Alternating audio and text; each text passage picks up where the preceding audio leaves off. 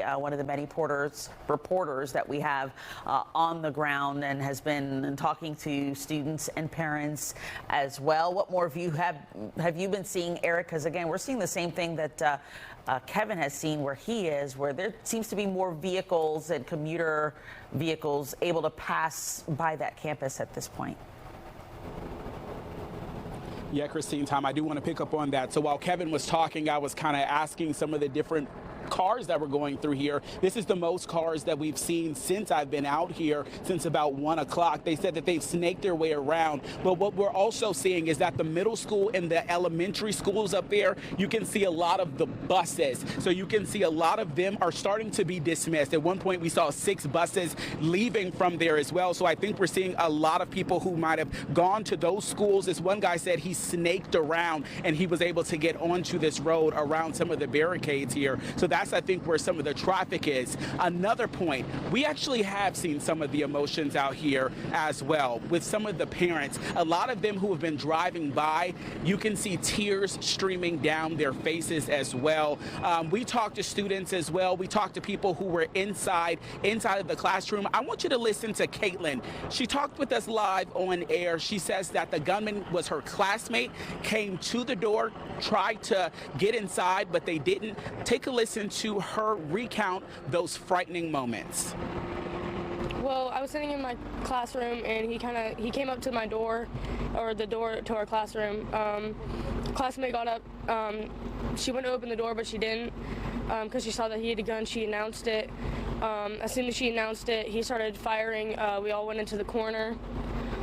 He went to the other classroom next to ours, and I'm pretty sure I heard like 6 to 8 gunshots, and then I'm pretty sure he moved on to another hall because I heard more gunshots. I was in class around like 10:30, and I heard 4 gunshots, and we all just like stood there, looked at each other, and our other healthcare teacher came in and told us to run to the closet or bathroom to hide.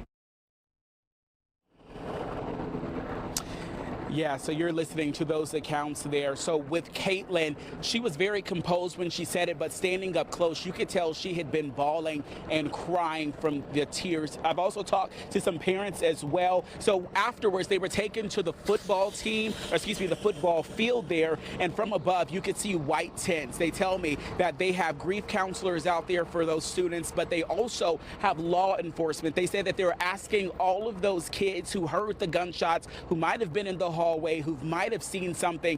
All of this is adding to the investigation. You might have hundreds of people who have heard those gunshots, and it seems like law enforcement and those who are combing this area, they want to make sure that they're getting all of the accounts. But again, you can see a steady stream of cars starting to go through here. You can see a lot of buses, and then off to the distance, that is where that news conference expected around 4:30 is expected to happen. That's right out here. So there's still a heavy presence. As soon as we see any of those first responders or law enforcement leave the scene, there's another wave that comes in as well. So still very active out here, Tom and Christine, but a lot of emotions as well.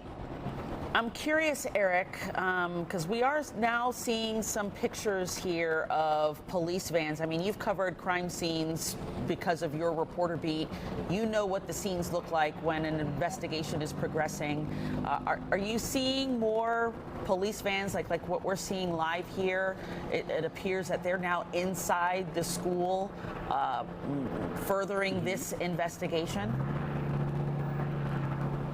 Yeah, Christine, I saw some dark-colored vans, which usually indicates crime scene investigators coming in. Maybe about an hour and a half ago, they were going in.